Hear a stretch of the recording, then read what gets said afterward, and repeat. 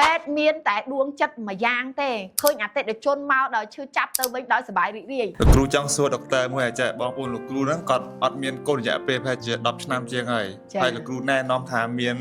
កូនសិស្សជាដុកទ័រគាត់ខាងបង្កប់កំណើតអញ្ចឹងណាចាគាត់សួរលោកគ្រូថាចេះនៅពេលដែលមកបណ្ឌិតហ្នឹងមានធានាអត់ថាមានកូនអត់មានការធានាអត់អញ្ចឹងណាហើយគាត់ចង់ដឹងឲ្យគ្រូគាត់ដឹងដែរអញ្ចឹងចម្លើយហ្នឹងមានតែដុកទ័រទេដែលឆ្លើយចេញអរគុណច្រើនលោកគ្រូនិយាយទៅសំណួរហ្នឹងខ្ញុំចង់និយាយយូរហើយឥឡូវខ្ញុំមានឱកាសនិយាយហើយចាបងប្អូនអរគ្នាកុំខឹងខ្ញុំនិយាយវីដេអូនេះព្រោះដែលយើងអត់ដឹងវាអត់ខុសទេប៉ុន្តែមកស្ដាប់ពេទ្យនិយាយម្ដងកាប់ពិតសំណួរនេះមិនមែនលោកគ្រូនិយាយលោកគ្រូតាសួរខ្ញុំទេក៏មានបងប្អូនច្រើនមកសួរជាពិសេសពេលនេះគ្រូសៃប៉ៅចុះទៅពេទ្យម្ដងឬក៏ពីខាង clinic យើងថ្ងៃមុនជាក់ស្ដែងគឺខ្ញុំចុះ event ប្រហែលសាខាហើយដែលខ្ញុំពិនិត្យជួបមួយបងប្អូនអរគ្នា free ហ្មងខ្ញុំបើកទលាយឲ្យមកជួប free ចាបងប្អូនគាត់ជួយមកពីណាពីណីពីអ្នកប្តីប្រពន្ធអីចឹងមកតគូ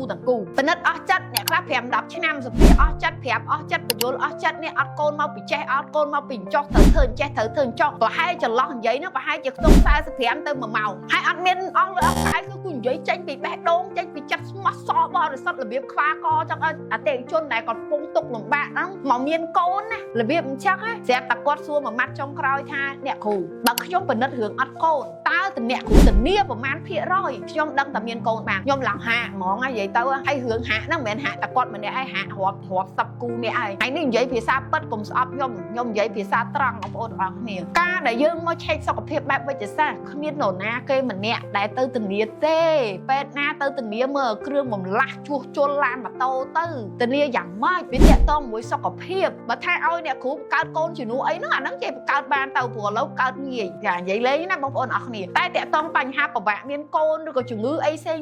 ពេលខ្លះចូលវះកាត់មិនពេលខ្លះទេចូលវះកាត់គឺគេធ្វើលិខិតអះអាងលិខិតយល់ព្រមថាបងប្អូនពិតជាយល់ព្រមឲ្យគ្រូពេទ្យវះកាត់មែនព្រោះការព្យាបាលជំងឺអាយុជីវិតគឺពេទ្យធ្វើតាមបច្ចេកទេសវិជ្ជាជីវៈប៉ុន្តែមានជំងឺជាច្រើនមានវិបត្តិជាច្រើនមិនអាចទៅធានាអាយុជីវិតបានហើយរឿងយកកូនហ្នឹងក៏ដូចគ្នាសូម្បីតែនៅពេទ្យរបស់យើងរាល់ថ្ងៃហ្នឹងបណ្ឌិតរឿងអត់កូនហ្នឹងតតែធ្វើលិខិតយល់ព្រមសិនឲ្យពួកយើងព្យាបាលរឿងអត់កូនឲ្យបានព្យាបាលព្រោះបញ្ហារឿងអត់កូនខ្លះគឺអស់ដំណោះស្រាយហ្មងបើមកអត់មានមេជីវិតឈ្មោលផងហ្នឹងបើមកបញ្ហាមកកកោកហ្នឹងបើមកបញ្ហាមេជីវិតញីគ្មានផងហ្នឹងបើមកបញ្ហាស្បូនឬក៏បញ្ហារាំងស្ទះដែលមិនអាចឲ្យមានកូនបានហ្នឹងវាច្រើនរហូតដល់យើងដោះស្រាយអត់បានអញ្ចឹងនៅ IC ឬក៏ខ្ញុំផ្ទាល់ខ្ញុំនិយាយតាមពិតត្រង់ហ្មងរឿងខ្លះយើងមកគឺយើងមានសំណួរមកបាត់គឺមានសំណួរទាំងចង់បានកូនទាំងចង់មានសំណួរថាមកពីអីទៅអត់កូនមកពីអីទៅប្តីខ្ញុំអត់កូនខ្ញុំអត់កូនឬក៏ពីរអ្នកខ្ញុំនឹងមិនមានកូនអញ្ចឹងចម្លើយគឺយើងរកមូលហេតុនៃឧបសគ្គរកមូលហេតុនៃបញ្ហា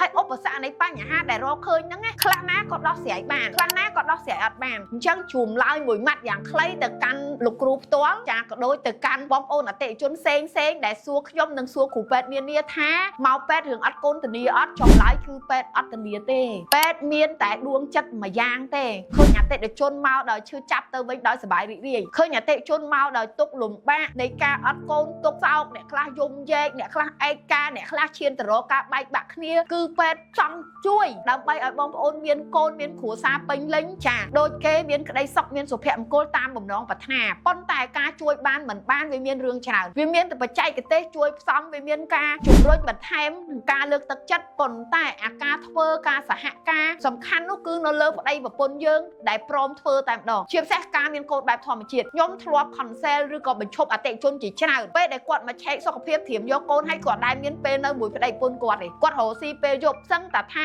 មួយខែពីរខែគាត់មិនដែលបាននៅជាមួយគ្នាម្ដងរួមរស់ជាមួយគ្នាម្ដងតើឲ្យមានកូនយ៉ាងម៉េចហើយខ្ញុំក៏ថាំងបងឯងមិនបាច់អញ្ជើញមកទៀតទេបើនៅតែអញ្ចឹងអដែលអត់មានពេទ្យណាជួយបានទេហើយវាជៀសវាងខូចកេរ្តិ៍ឈ្មោះរបស់ពេទ្យផងដែលខំតាំងចិត្តជួយហើយស្រាប់តែវាអត់បានចុះអត់បានយ៉ាងម៉េចពេទ្យមិនមែនទៅជួយបានណាហ្នឹងគឺជាទំនាក់ទំនងប្តីប្រពន្ធដែលគាត់ធ្វើសហការពេទ្យគឺជាមនុស្សទី3អ្នកនៅខាងក្រោយដើម្បីផ្ដល់យោបល់ដើម្បីដោះស្រាយនៅវិបត្តិរាំងស្ទះតែការអនុវត្តការរួមភេទបែបធម្មជាតិនេះគឺប្តីប្រពន្ធគាត់តែអនុវត្តអញ្ចឹងសូមឲ្យបងប្អូនទាំងអស់គ្នាមេត្តាជ្រាបនៅក្នុងវីដេអូនេះហើយក៏កុំសួរអញ្ចឹងទៀតអីសួរស្រួលហ្នឹងចំពេទ្យពងអែរើផងយាមពីបើយប់ជាប់គ្នាកាហ្វេមិនបានញ៉ាំផងស្រួលអីហ្នឹងថាសម្ដីអាក្រក់ចានិយាយលេងណាបងប្អូនទាំងអស់គ្នាបើអ្នកគ្រូសៃប៉ៅនេះគឺសម្ដីល្អមកផ្អែមទុនឆ្អឹងហើយចាអញ្ចឹងចង់ពិគ្រោះ ព្រោះចង់ប្រឹក្សាអីហ្នឹងក្នុង page ក្នុង chat អីហ្នឹង chat មកវាឆ្ងល់រឿងអីសំណួរអីគេដែលមករកខ្ញុំមកព្រោះ page NSC នេះយើងផ្ដោតទៅលើសុខភាពបន្តពូជផ្លូវភេទជុំវិញការប្រកបកំណត់បែបធម្មជាតិអរគុណច្រើនពីខ្ញុំអ្នកគ្រូសៃប៉ូចាជម្រាបលា